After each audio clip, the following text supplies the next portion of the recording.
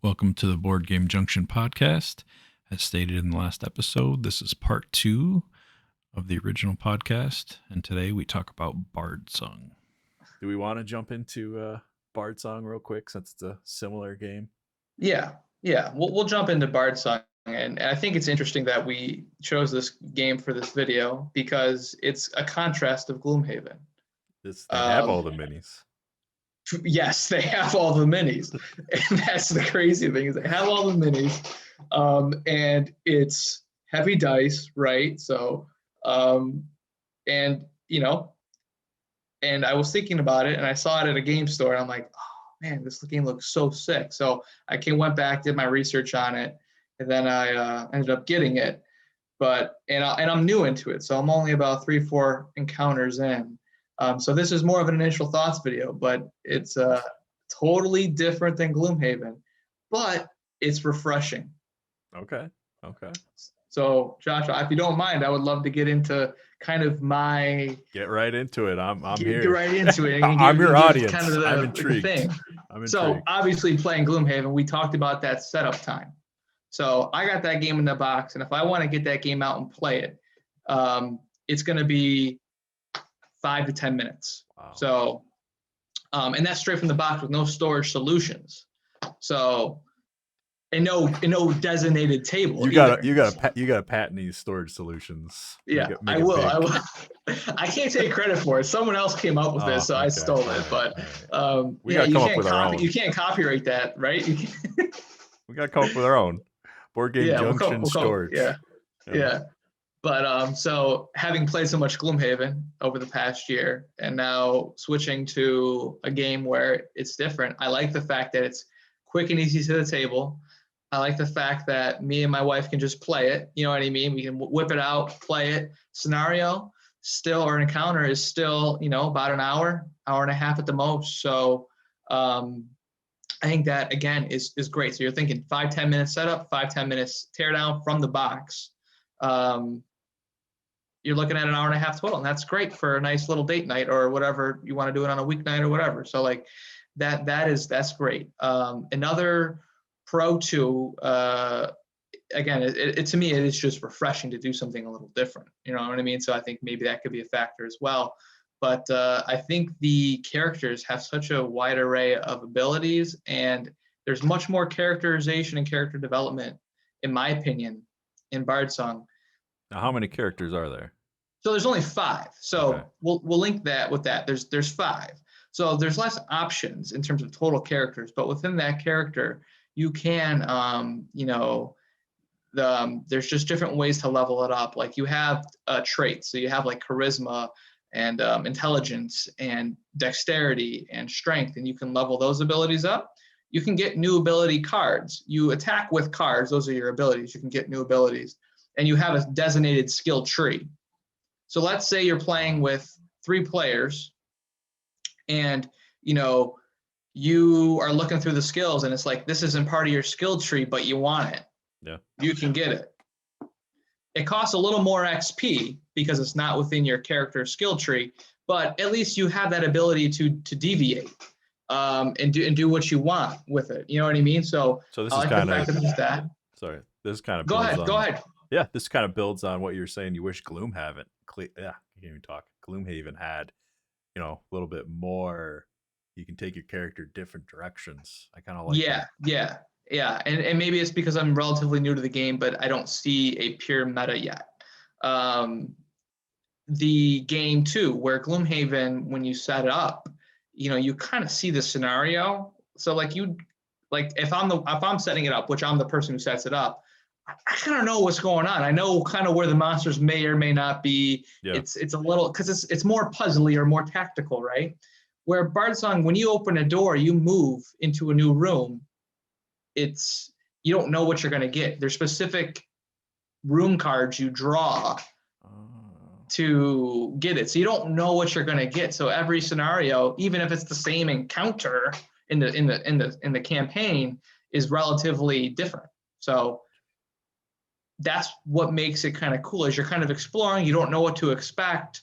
So you kind of have to, fly by the seat of your pants a little bit, which is, again, a contrast from Gloomhaven, which makes it fun, probably because it's different, right? Yeah. But I still think it's a good game. And this game was extremely hyped. Oh, so, yeah, it was huge. And it's not super highly rated on Board Game Geek. It's a 7.9 as of today. And I think it's better than that. But in my initial thoughts, and obviously I will update it as I play more, as I get through the chapters. But I did a lot of research into the game, so I know what the perceived cons are, and I figured I should lay those out. So what don't people like about this game? Yeah, I mean, mainly the big thing is they feel that it's highly repetitive. They think that there needs to be more differentiation in the monsters, or you're fighting different enemies. It's a bit grindy. Takes a while to get XP, and takes a while to get gold. So those are some of the things, and they feel that it doesn't offer enough variety. And I mean, I leveled up within pretty big in between 3 scenarios or encounters, so I don't see that yet. And that's what someone said, is like, it took forever to get anywhere. I'm like, I don't know. I'm playing and I leveled up my character. So I don't know what the big deal is. Is there diminishing returns like pretty bad, or do you know of? Yeah, here's the thing, guys. As I'm initially into it, I don't know, like, is it gonna, is the leveling up gonna like tear down, or is it gonna feel like I'm leveling up? Is it minor levels? Is it like, is it nothing major going to occur? I'm not sure, but I definitely see how you can make your characters pretty strong once you do certain leveling up abilities. If you increase your strength, for a certain character, that's going to significantly help them hit more. So to give a little idea on how the combat works is there's a target number that an enemy has, and you roll a d20, and let's say that target number is 10. You roll, and you add your modifier to the roll, and your modifier is your trait. So your strength trait for certain characters is going to bonus your attack. So I increase my strength trait, I increase my, essentially my opportunity to hit the monster. And then once you've determined to hit, you basically roll for a critical, which is a secondary die, and every character is different. And you can, roll to see if it's just a normal hit, or a normal, or a critical. And criticals don't always mean damage. Some abilities that you use have different critical abilities. So it's not just pure damage, even though it's a damage roll. So I think that's what's kind of cool, is it's not just, okay, it's a critical and the enemy's dead. You know what I mean? It's like, okay, something else happened that's kind of cool or beneficial. A cool thing, before I forget, is there's wandering monsters. So like, you'll kind of get like mini bosses that'll pop up out of nowhere. Okay, that's kind of crazy. Which is kind of cool. Yeah, which adds a variety or variability to the game. Now, I remember talking about Gloomhaven. You said it was, what, 90% skill, 80% skill, 10% luck, something like that? Yeah. 90% skill for sure. How would you say this game? I know you've only played the 3 scenarios. Yeah, I would probably say right now it's probably around 60 to 70% skill. Maybe even less. It's definitely, it's not casual because it feels pretty deep. You know what I mean? There's a lot to learn and a lot going on, but it feels like probably 60 to 70% skill. And, like I said, if you just roll bad and, if the target's 10 and you're rolling 3s and 4s and 5s and 6s, you might just not be getting hit. And like in Gloomhaven, there's very rare occasions where you're going to consistently miss your attack. In Gloomhaven, you might have a bad modifier card drawn, but you might be a -1 to your attack, but it's not the end of the world. You still hit them for whatever the remainder is. Where in this, it's like, oh, it's a miss. My turn's kind of over. You know what I mean? So for Bardsung, it's hit or miss, and then a crit or not. There's pretty much, yeah. There's no glancing blows or half hits or whatever you want to call it. Yeah, no half hits, but some, at least so far, but there are some abilities though that even if you miss, you can still do something. You might be able to dodge out of a tile, out of a zone, and move into a different zone or something like that. So some characters do have abilities where they can maybe mitigate their misses. So, and the AI in the enemy, there's like behavior cards that all the enemies follow. So, it's not as complex, but I think that's what makes it good. Is it's not super complex. Yeah. The rule book's 30 pages, 38 pages. That's not too bad. No. I mean, in Gloomhaven's, I think is like 50-ish, but Pretty big. It's more dense. This felt like an easy read, and they even explain dumb things in the book. They're like, a D4 die is 4. You know what I mean? Like, Yep. they got down to the bare bones, which people actually critiqued about this game. I'm like, so they explained it. Like, I'd rather have them over-explain than under-explain. Yes, exactly. Same. Like, okay, if you know that, skip that part. Like, maybe somebody finds it helpful. Yeah. Like someone might find it helpful. You're right. I like it better than anything you get nowadays for literally anything. I bought, like, I don't know, a light stand or like I bought a camera or whatever. And the instruction was like, 10 pages, but it was just because there's 10 different languages. And it was the instructions, the English instructions were like 1 page, and they're like, blah, blah, blah, blah, blah, legal stuff. Scan this QR code to go find the instructions wherever else. Or the worst is when you get, something from IKEA or whatever. It's all the pictures, and it's like you just gotta magically assume you know how to put it together with it. And in today's market too, there's a pressure on companies to deliver such a small rule book as a selling point, that there are so many games where the rule books suck because they're too thin, or they're not as explanatory as they should be. And I mean, then you got to go to like the forums on Board Game Geek or wherever, ask the developer, like, what do you do in this case? What's this rule? Yeah, exactly. And I think if I can play a game where I don't mind an extra 10 pages, if that means I understand it. And for a campaign game, you should, if you're the guy hosting the party, which is usually me, you should do your research and read the book and learn it, so you can teach people it. And that's just the way I think it should be. I mean, some games aren't made to be brought to the table in 30 minutes, just not. Yeah. But so if you were gonna introduce like a new gamer to this wonderful world of tabletop RPGs, what, just right now, just off the top of your head, would you throw Gloomhaven at him, or would you throw Bardsung at him? Oh, there's such a love for Gloomhaven, that I'd want to throw Gloomhaven at him. But I think due to the ease of nature of how to play the actual turns, and like Gloomhaven, if the first time you played, like I said, the first scenario, you get shellacked because you don't know what you're doing. You don't know what cards to play or combo together. In Bardsung, you roll a die, so it's going to hit well. So I would, Bardsung would be the choice, without a doubt. And you also said, how long is a typical game play? An hour. Yeah, hour and a half. Yeah. Yeah. I don't think there's a wrong answer to that question. I think you could do either. No, obviously, if they like Bardsung, you'd be like, well, how about Gloomhaven? If you're up for a little bit more explanation, complex rules and stuff, but. Yeah, and like I said, Bardsung has conditions in the game where you can, make your players have attacks, or when you attack the enemy, you attack with advantage. So, in Gloomhaven, advantage means you draw 2 modifier cards. In Bardsung, it means you roll a die, and if you roll an 8 and that doesn't hit the target number, you get to roll again. You roll another die to see if you get it. So you get 2 chances to get your target number on the attack. So. Yeah, Bardsung, there's you get two actions per turn. So it's simple to explain in that action format versus card format. Like, I move as an action, or I attack as an action, or I attack twice in this turn. So it's more simplistic in that. And I think that's probably where people get that repetitive nature, is because there's less variety, I guess, in terms of what you can do. You're going to explore, you're moving, you're attacking.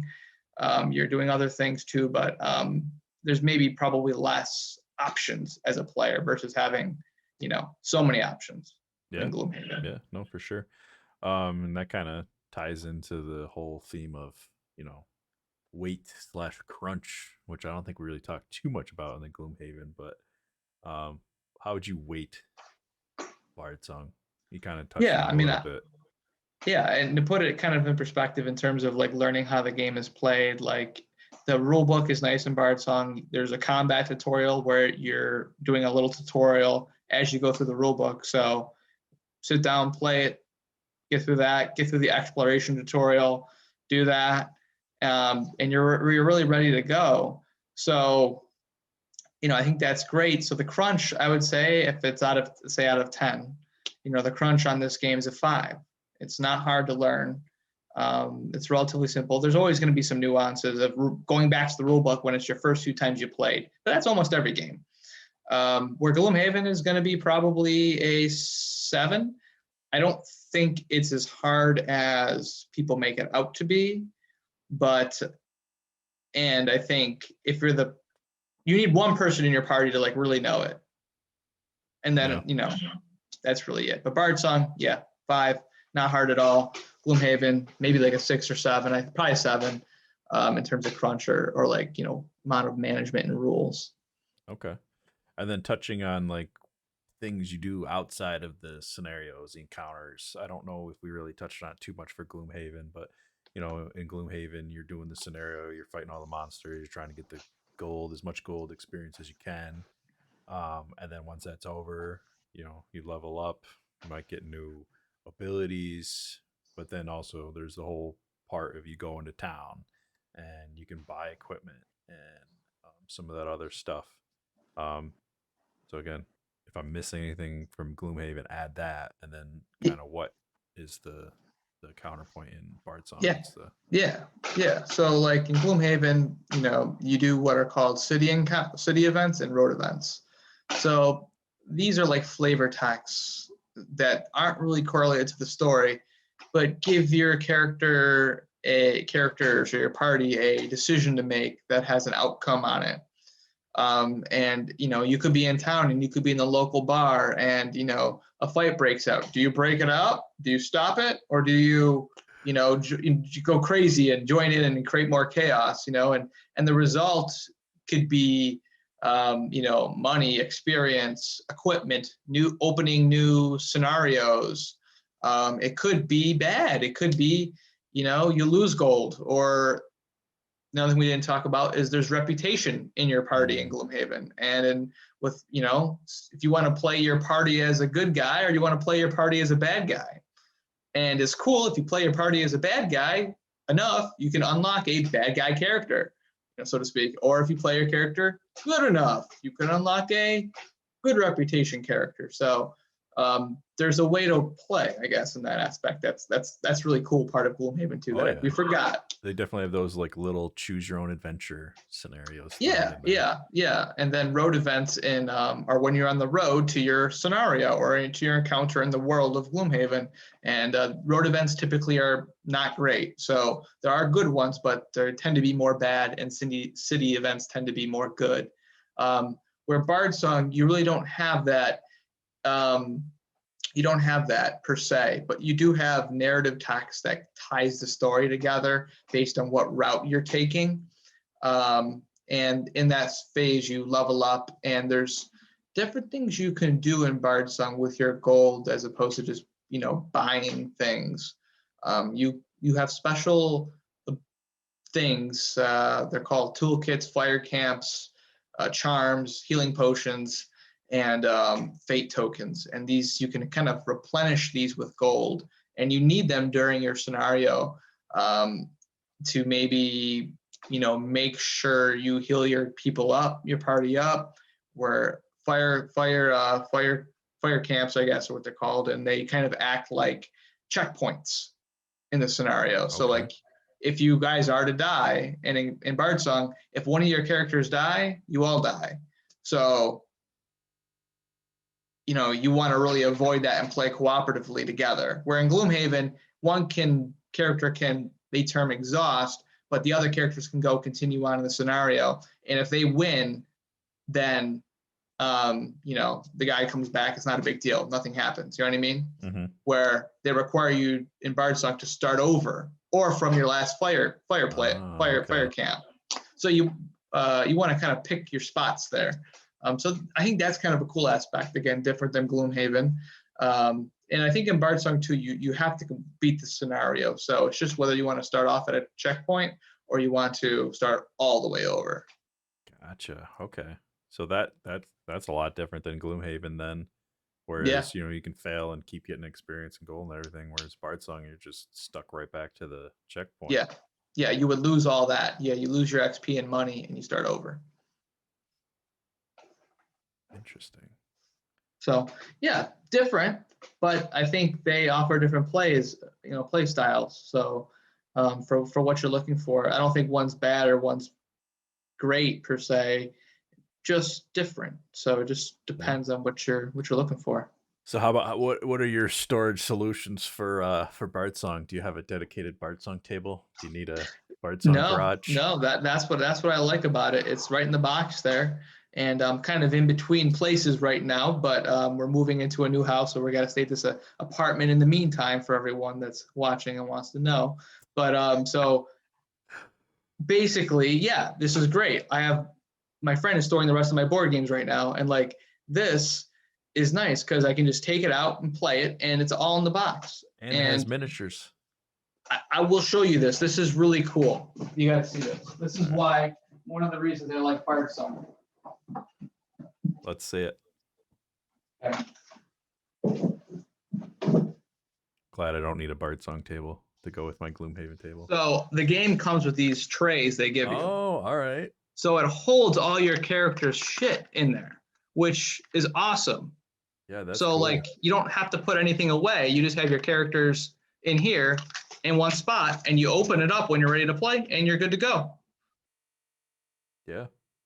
Gloomhaven needs something like that. Yeah, and everything is sorted in there. There's like there's tons of inserts in Bardsung, so it provides its own storage solution and ease of setup because everything is already organized in the game, in the box. So it's like, oh, I need this, it's right here. Oh, I need this, it's right here. So it's nice. That's perfect. The only critique on it is, it's been my only complaint thus far of the game, is the way you the zoning on the tiles can be a little confusing. And there's a reference sheet for it. And I think, being the third scenario in, I don't know all the cards like perfect. So it's like I'm fishing for the tile I need as I open the new door. So I'm trying to find it, and it's kind of confusing because the reference sheet doesn't quite match up. But really, outside of that, it's really it. So what's your rating overall? What would you give this game? I give it an 8 out of 10. Okay. I give it an 8 out of 10. And that's, giving, like, I feel like on Board Game Geek, it's a 7.9, right? So that's close to an 8, right? But I feel like it's a good game, and I really like it. So 8 out of 10 for me. It's got a few cons. It could be a little light for some people, and it might be a little lucky. You might need to have a little bit of luck involved, but I think there's still some strategy there, and maybe a gateway game into getting into Gloomhaven. Yeah, I think it could be a great gateway game into dungeon crawlers, especially campaign dungeon crawlers. Where like Zombicide is a great dungeon crawler, but it's not necessarily a super campaigny game. So it's more, scenario or just like one-off scenarios. So where you level up within the scenario versus, doing it over a course of multiple plays. Yeah, for sure. And I think we're almost at our yeah, we're at less than a minute left here, and before we have to increase our budget of our show. I know. So. Well, you want to just make one more and then just do quick closing thoughts, plans for next time, and call it a day? Yeah. Let's make sure we get together again to do another video on another game. Review, maybe talk about this channel is going to be lit because there's going to be so many different things coming out of it. I don't have time to get into it right now because stay tuned like and subscribe. Stay tuned. We got some crazy stuff coming. All right, back in it, our budget not friendly setup, whatever you want to call it. Yeah. But yeah, we got a lot of fun things planned for this channel as we move forward here. Whether we do podcasts, whether we do videos on YouTube, tutorials of games, playthroughs, reviews. We want to cover a lot of different things and kind of expand Board Game Junction. And we think we have a passion for board games. And this is your first time getting introduced to me. And we plan to do intro videos. I'm Charles. I don't have a cool name like, Junkyard. So, hey, we can give you one. Some people call me Chuck It Up, so. Chuck It Up. There you go. Chuck It Up. So that could be me. But, I think we got a lot of good things planned, and we're passionate about board games. It's for both of us. It's a somewhat new of a hobby. So, for sure.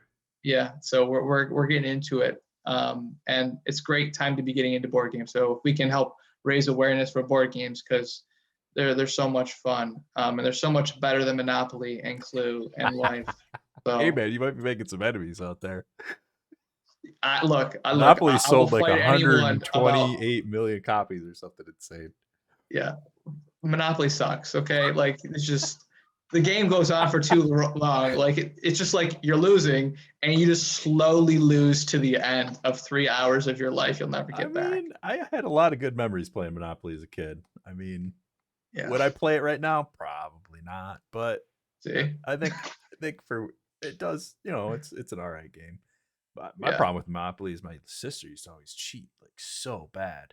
There's always a cheater to be the banker, any of that kind of stuff. But yeah.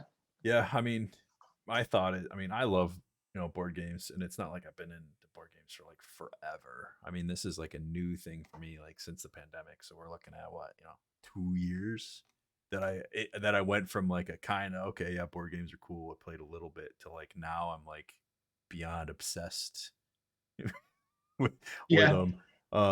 So I just want to share that journey with everybody else and just spread awareness about board games, and just have some fun while doing it, and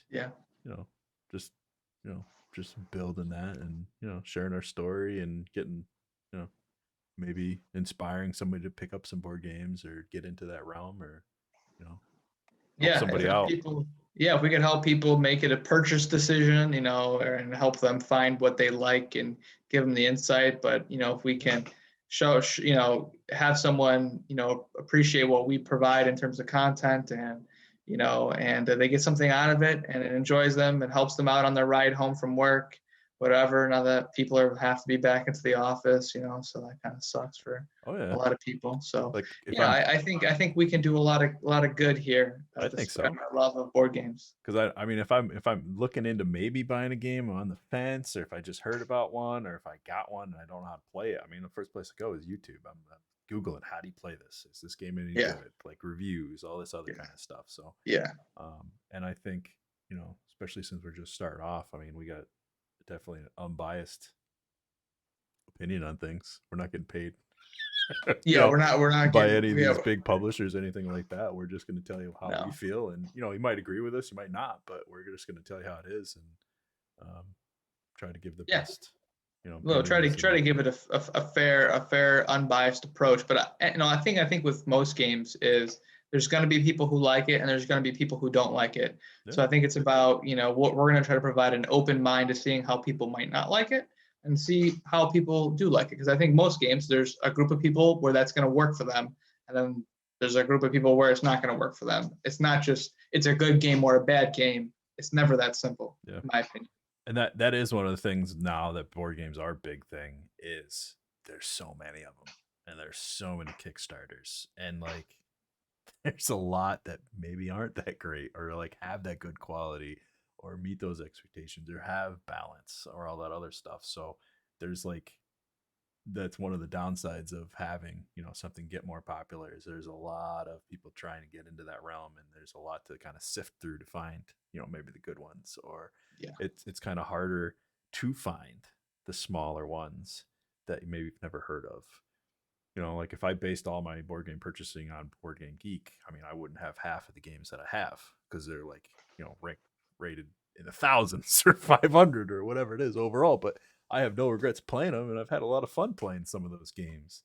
So if we can highlight, some of those games or bring some of that stuff. Yeah, highlighting under popular games or not very popular games, and certainly, highlighting popular games as well, and understanding why they're popular. And I think a lot of that has to do with publisher, and just the money of a company. Like, come on, or cool minis or not, or however you say that, man. But not quite sure. But makers of Zombicide, makers of the new Kickstarter Dune, or however you pronounce that, Arcaris or whatever. Is that how you say it?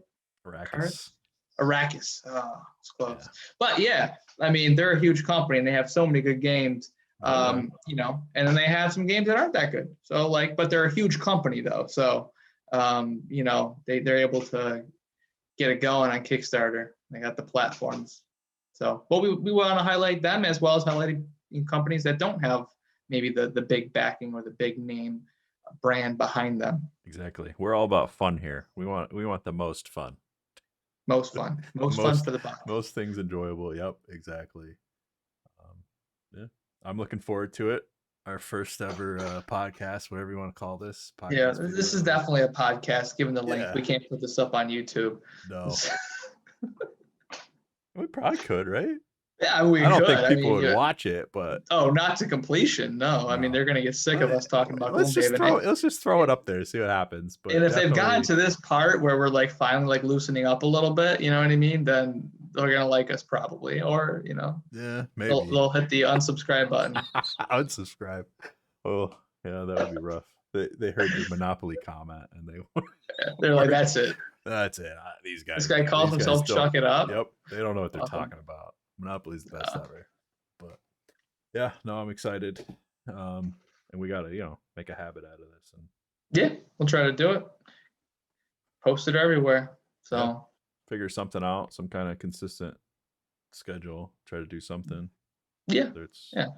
This was easy if we just had Zoom. Yeah, Super Zoom. If we just did this once a week. Zoom. Yeah, once a week, once every other week. I don't know. Something. Yeah. Well, it's about putting out regular content, right? So we'll have to figure something out. But this was pretty easy, and if people do watch this, hope you guys enjoy it. If you do watch it, and if no one else watches this, then we'll have it for a good memory to look back on. Yeah, we'll play it in 10 years and be like, what the? Show our grandkids how much dorks we were. And also Carhartt, if you're out there watching and you want to sponsor this video or any future videos. Yeah, Carhartt. Yeah. This wasn't planned either. Yeah, we'll wear your stuff. Yeah, 100%. Give me your hoodies. It's the best board gaming apparel. Yeah, especially for cold basements with Gloomhaven tables. Yes. All right. All right, guys. Well, we'll wrap this up here. See ya, Junkyard. See you later. Signing off. Thank you for the first inaugural, or I wouldn't be inaugural, but first episode. First podcast. First podcast for Board Game Junction. Where we dove into Gloomhaven and Bardsung. So tune in next time. Yep. See ya.